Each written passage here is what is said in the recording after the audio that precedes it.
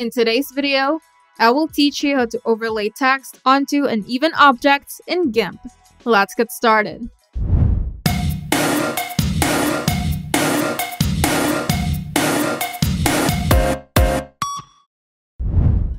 Start by opening GIMP, then open the image of the surface that you want to use. For example, stones, a wall, or any texture with depth. Then go to File, then Open and select your image. Now we're going to duplicate the surface layer. To do this, go to the Layers panel and right-click on your surface layer and click Duplicate Layer. Then rename the duplicated layer to Gauze. With the duplicated layer selected, go to Filters, Blur, then Gaussian Blur. Then set the blur radius between 5 to 10 pixels, and you can adjust based on the texture detail that you need. Then click OK. Now, we're going to desaturate the gauze layer. To do this, go to Colors, then Desaturate.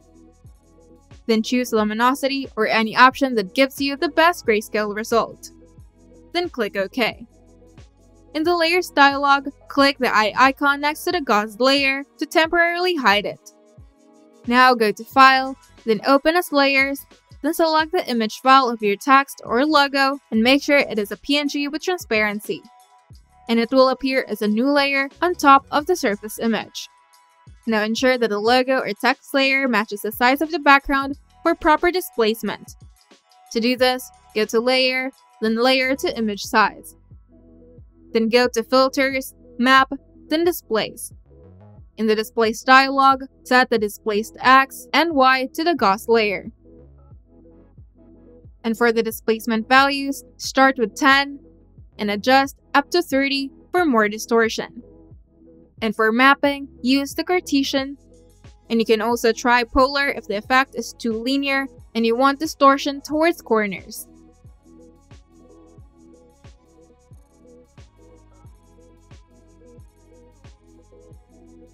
Then click OK to apply. Now select the text or logo layer, and in the Layers dialog, change the layer mode to Grain Merge to blend it with the background texture. Alternatively, you can try Overlay or Soft Light depending on your desired effect. Then lower the layer's opacity to 70 or 80% if the colors are too strong or to enhance the blending effect. And if needed, you can apply additional adjustments. You can use filters, blur, then Gaussian blur on the text or logo layer for a softer effect.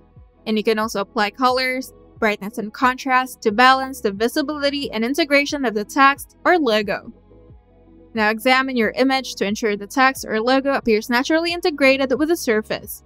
Then save your work by going to File, then Export As, then choose your preferred file format. And you're done. If you find this video helpful, make sure to leave a like and subscribe. And if you want to see more tutorials, turn on the notification bell to get notified whenever we upload new videos.